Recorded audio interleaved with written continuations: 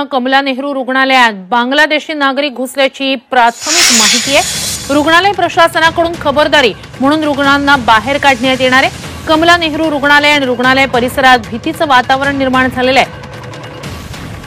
Pune police घटनास्थळी दाखल झालेले आहेत। या प्रकरणी अधिकचा तपास सुरू आहे। 3 बांगलादेशी नागरिक इथे घुसल्याची माहिती आहे। सध्या पोलीस या ठिकाणी दाखल झालेले आहेत। रुग्णांना बाहेर काढण्याचं काम सध्या केलं जात आहे। अधिकची माहिती आपले प्रतिनिधी निलेश खरमरे यांच्याकडून घेऊया। निलेश, काय अपडेट्स आहे? आत्ताची परिस्थिती काय? खरं तर महानगरपालिकेचं जे हॉस्पिटल आहे कमला नेहरू हॉस्पिटल, या रुग्णालयामध्ये 3 बांगलादेशी घुसल्याचं प्राथमिक अंदाज वर्तवण्यात येत आहे। खरं तर हॉस्पिटल प्रशासनाने याबाबत पोलीस स्टेशनला कळवलेलं आहे। मात्र खबरदारी म्हणून रुग्णांची तपासणी आणि रुग्णांची विचारपूस केली जाते।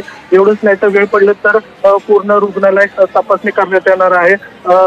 त्यासाठी आता हॉस्पिटल आहे त्याची चौकशी सुरू आहे, तपासणी केली जात आहे। मात्र पोलीस आता त्या घटनेस्थळी पोहोचलेले आहे। थोडंसं भीतीदायक वातावरण त्या ठिकाणी पाहायला मिळतंय।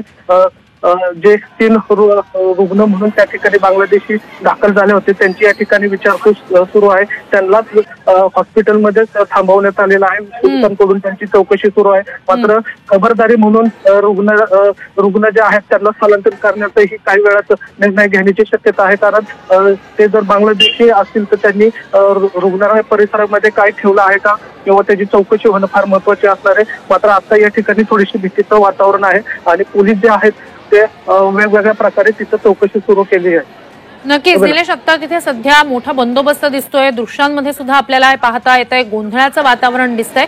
मात्र ही बाब लक्षात कशी आणि केव्हा आली? खरं तर ज्यावेळेस आपण हॉस्पिटलमध्ये एंट्री करतो त्यावेळेस तिथं जो केस पेपर काढला जातो ते केस पेपरच्या दरम्यान ही 3 जे व्यक्ती आले होते त्यांच्या संशयात हालतरी वाटला आणि त्यांना जे ID कार्ड विचारण्यात आलं होतं तर ते ज्या गोष्टी विचारण्यात आल्या होत्या त्याचं समाधानकारक त्यांनी उत्तर दिलं नाही। मात्र त्यातला एक जण आहे तो वरांड्यात फिरत होता असं हॉस्पिटल प्रशासनाच्या निदर्शनास आलं। त्यानंतर त्या तिघांना एका रूम मध्ये बसवून ठेवण्यात आलेलं आहे। त्यांची आता विचारपूस सुरू आहे। त्या घटनेच्या आधारावर बांगलादेशी असल्याचा संशय रुग्ण व्यवस्थापनाने केलेला आहे। आता पोलीस त्या ठिकाणी जाऊन चौकशी करतात। नक्कीच या तिघांची तुम्ही म्हणताय त्यानुसार आता चौकशी केली जाते। त्यांच्याकडे काही आढळलेलं आहे का, काय नेमकं?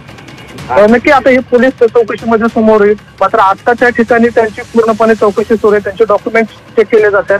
मुळात ते इथं आले असतील तर ते कशा प्रकारे आले, कुठून आले याचाही पूर्णपणे चौकशी होणार आहे। मात्र आता या ठिकाणी थोडीशी भीतीदायक वातावरण आहे आणि पूर्ण हॉस्पिटलमध्ये एक आपल्याला वातावरण खराब झालेलं पाहायला मिळते।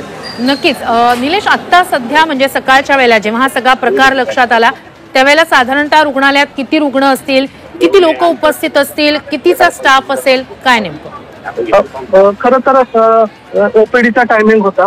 खरं तर 1 तासापूर्वीची ही घटना आहे। 1 तासापूर्वी हे 3 जे संशयित बांगलादेशी आहेत ते तिथं आले होते।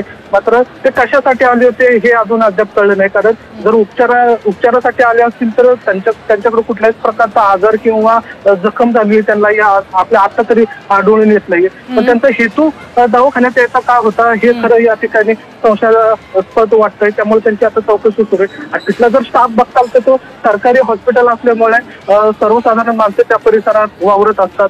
जवळपास 100च्या आसपास त्या ठिकाणी रोजची ओपीडी असते। त्यामुळे तिथं थोडंसं भीतीदायक वातावरण झालेलं आपल्याला पाहायला मिळतं। नक्कीच निलेश, अपडेट्स तुमच्याकडून या संदर्भातील घेत राहणार आहोतच। तुम्ही म्हणताय त्यानुसार आता त्यांची चौकशी सुरू आहे।